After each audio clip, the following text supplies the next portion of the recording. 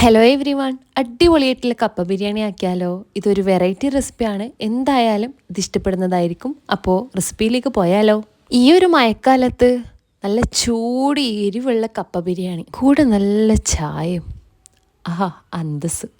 ഞാൻ 2 കിലോഗ്രാം കപ്പ എടുത്തിട്ടുണ്ട്. അത് നല്ല രീതിയിൽ കഴുകിയെടുത്തിട്ട് മുറിച്ചെടുത്തിട്ട് ഞാനൊരു പാത്രത്തിൽ ഇടുന്നുണ്ട്. നിങ്ങൾക്ക് വേണമെന്നുണ്ടെങ്കിൽ ഇത് കുക്കറിലും നമ്മൾക്ക് വേവിക്കാം.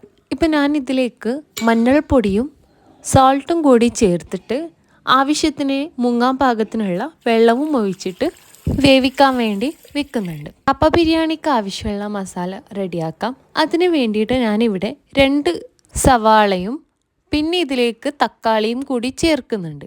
നമ്മൾ സാധാ കറിയൊക്കെ ഉണ്ടാക്കുന്ന രൂപത്തിലും നമ്മൾക്ക് തയ്യാറാക്കാം.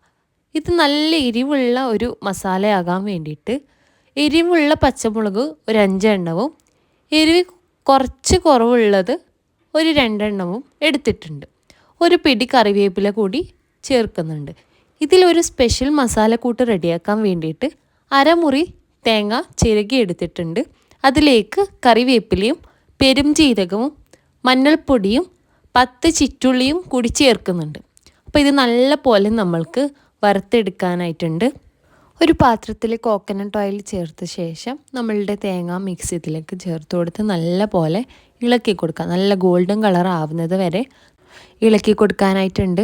അപ്പം ഇതിലേക്ക് ഞാനൊരു സാധനം ഇടാൻ വേണ്ടി മറന്നിട്ടുണ്ടായിരുന്നു. അപ്പം 10 കുരുമുളകും മുഴുവനായിട്ടും ഞാനതിൽ ഇടുന്നുണ്ട്. ഇതിന് പകരം നിങ്ങൾക്ക് വേണമെന്നുണ്ടെങ്കിൽ പൊടി യൂസ് ചെയ്യാം. നമ്മൾ അരക്കുന്ന സമയം ചേർത്ത് കൊടുക്കുക, അല്ലെങ്കിൽ ഇങ്ങനെ വറുക്കുന്ന സമയം നമുക്ക് ചേർത്ത് കൊടുക്കാം. അപ്പം ഞാൻ കുരുമുളക് കൂടി ഇതിൽ ചേർക്കുന്നുണ്ട്.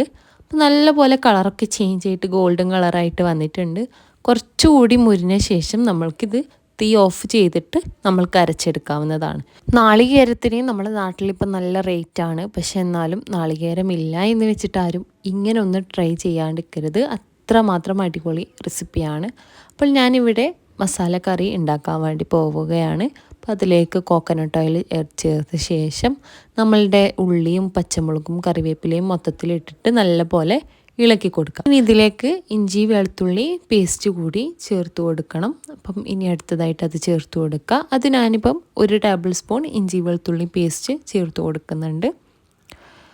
ഇനി മൊത്തത്തിലൊന്ന് ഇളക്കി കൊടുത്ത ശേഷം നമുക്ക് മസാലപ്പൊടികളൊക്കെ ആഡ് ചെയ്യാം. അപ്പം ഞാനിപ്പം മുളക് പൊടിയൊന്നും ഇതിലേക്ക് ഇടുന്നില്ല. അപ്പം ഇതിലേക്ക് 3 ടേബിൾ സ്പൂൺ മല്ലിപ്പൊടി ചേർത്ത് കൊടുക്കുന്നുണ്ട്. 1 ടേബിൾ സ്പൂൺ ഗരം മസാലയും 1 ടേബിൾ സ്പൂൺ ചിക്കൻ മസാലയും കൂടി ചേർത്ത് കൊടുക്കുന്നുണ്ട്. ഈ സമയം തീ നല്ല പോലെ കുറച്ചിട്ട് വേണം നമ്മൾക്ക് ചേർത്ത് കൊടുക്കാനായിട്ട്, അല്ലെങ്കിൽ നമ്മളുടെ പൊടികളൊക്കെ കരിഞ്ഞു പോകും. ഇനി അടുത്തതായിട്ട് തക്കാളി കൂടി ചേർത്ത് കൊടുത്ത ശേഷം നല്ലപോലെ മിക്സ് ആക്കിയിട്ട് നമ്മളുടെ ചിക്കന് ഇതിലേക്ക് ആഡ് ചെയ്യണം. അപ്പം കുറച്ചുകൂടി വെള്ളം ഞാനിപ്പോൾ ഒഴിക്കുന്നുണ്ട്. അടിയിൽ പിടിച്ച മസാലയൊക്കെ ഇളകി വരാൻ വേണ്ടി മാത്രമാണ്. അപ്പോൾ ചിക്കനും കൂടി ചേർത്ത് കൊടുത്ത ശേഷം നമ്മളുടെ തേങ്ങ ജ്യൂസിൻ്റെ ജാറിൽ ഒന്ന് അരച്ചെടുക്കാനായിട്ടുണ്ട്. നിങ്ങൾക്ക് ഈ പോർഷൻ നിങ്ങൾക്ക് വേണ്ടാന്ന് വെക്കാം. ജ്യൂസിൻ്റെ ജാറിൽ അരക്കുന്നതിന് പകരം നമ്മൾക്ക് മുഴുവനായിട്ടും ഇട്ടാൽ വേറെ തന്നെ രുചി എന്തായാലും ഉണ്ടാകുന്നതായിരിക്കും. അപ്പോൾ ഈ സമയം കുറച്ചുകൂടി നമ്മൾ തേങ്ങ വറുത്തെടുത്താൽ മാത്രം മതി. ഈ അരപ്പ് നമ്മളുടെ കോഴിക്കറിയിലേക്ക് ചേർത്ത ശേഷം കപ്പ കൂടി ഇട്ടിട്ട് നല്ല പോലെ മിക്സ് ആക്കിയിട്ട് ലോ ഫ്ലെയിമിൽ അടച്ച് വെച്ച് വേവിക്കണം. ഒരു 10 മിനിറ്റോളം മാത്രം വേവിച്ചാൽ മതി. അതിനുശേഷം നമ്മൾക്ക് ചൂടുള്ള നല്ല എരിവുള്ള കപ്പ ബിരിയാണി റെഡിയാവുന്നതായിരിക്കും.